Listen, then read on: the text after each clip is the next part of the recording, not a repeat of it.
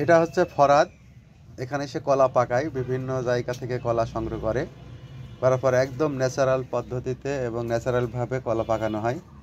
কোনো রকম এখানে ফরমালিন কিংবা অন্য কোনো কার্বাইড আর মেডিসিন বলেন যাই হোক, এটা দেওয়া হয় না।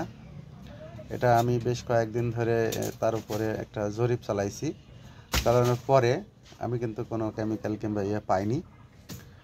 তো সে এইভাবে এটা একটু বেশি পেকে গেছে। তা প্রতিদিন এখান থেকে কতটা কলা পাকানো হয়?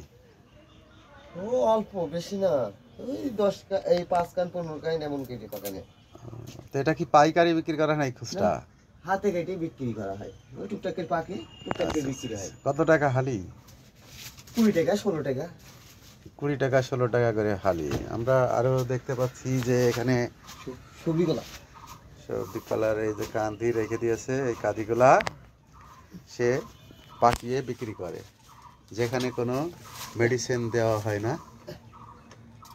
আর মেডিসিন যদি ধরতে পারেন তাহলে অবশ্যই আপনারা জানাবেন, তাইলে পারে তার বিরুদ্ধে প্রশাসনিক ব্যবস্থা নেবে সরকার, সেটাও আমরা আশা রাখি। দেখুন কত কলা, যেন কলারই হাট।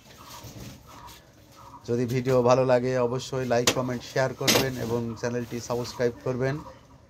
আর ফরাদের দুর্নীতি ধরতে পারলে পারে তাকেও পুরস্কৃত করা হবে।